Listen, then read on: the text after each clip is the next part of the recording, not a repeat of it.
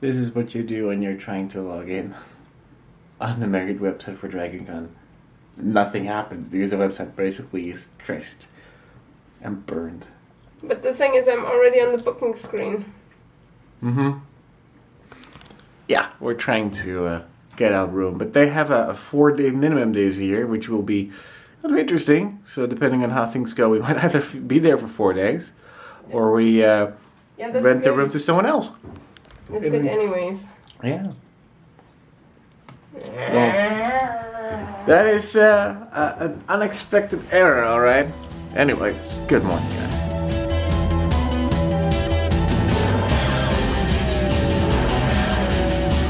The land of aliens. Yeah. That was pretty awesome. Talk about aliens, the new game would look awesome. What, the aliens? Yeah. You watched PewDiePie yesterday, right? No, I've watched some other things, but he's currently one of the only ones that actually playing it. Oh, I don't actually like it because he does the overly dramatic side reaction. Yeah. But the game looks awesome. Half of the company is sick, either at work or at home.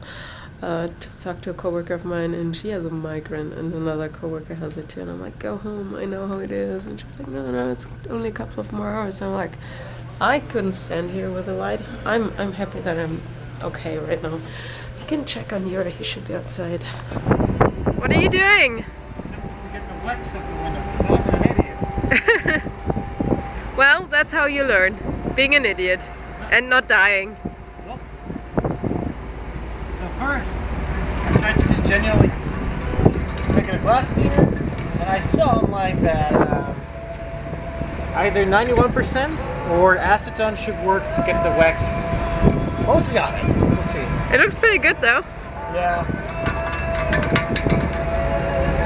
It's pretty, come back. What the hell are you doing? Come. What? Where are we going? Come. I'm tired. I'm driving, doesn't matter. It's pretty weather though. It's actually really cool. Considering it was raining the last couple of days. You can't go anywhere with those guys. Seriously.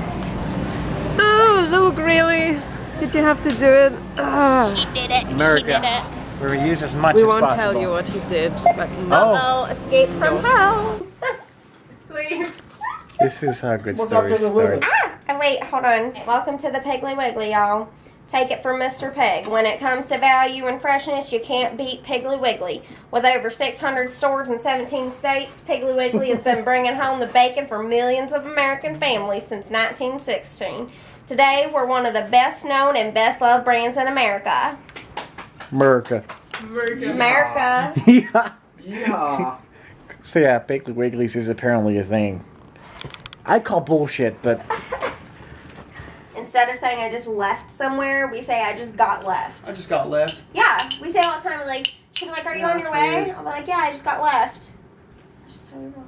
Or we'll say, we're known for saying 2 chickens and a lamb's tail. I just got left to K. Rogers. Where you going? Where you going? I got left to the Piggly Wiggly, y'all. Hi, kitty. Hi, little freight train. You're learning foreign. we're learning foreign. Well, yeah. Learning hillbilly. Gonna fit right in West Virginia.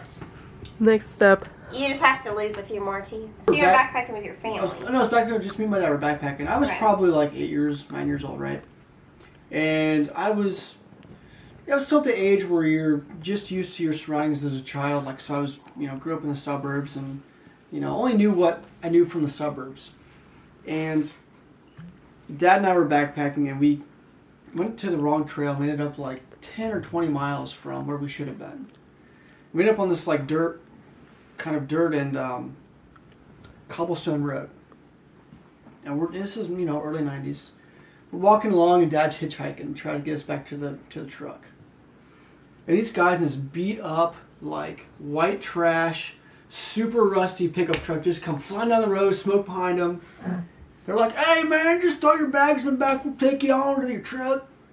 And they're both in the truck just drinking, they're just hammered as fuck. And my dad, who at the time was probably like 30 years old, because, I was probably 8 years old. Yeah, my dad was probably my age.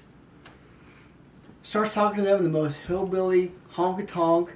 Like, "Hey boys, what y'all doing? We're going to head back to our truck over that way." I can't see your dad doing yeah, I just looked at my dad like a 7-year-old me, like, what the hell is that? And I remember, like, they dropped us off, and they were chugging some, like, tall boys in their truck. They had, like, a 6-pack, and they were just picking them off, chugging them, and throwing the empties out the window. We got dropped off at the van, like, to, kind of end our journey for backpacking for the weekend. I looked at Dad, and I said something like, Dad, what was that? And he's like, hey, man, you're in West Virginia, you got to talk like a West Virginian. Otherwise, they won't trust you. It was the weirdest thing. Like, to hear my dad go into this country thing, he's like, oh, but you didn't know I had any of that in me, did you? Because Dad grew up, like, in the farmland, he grew up in the middle of nowhere. And Dad broke out this, like, total perfect country West Virginian thing.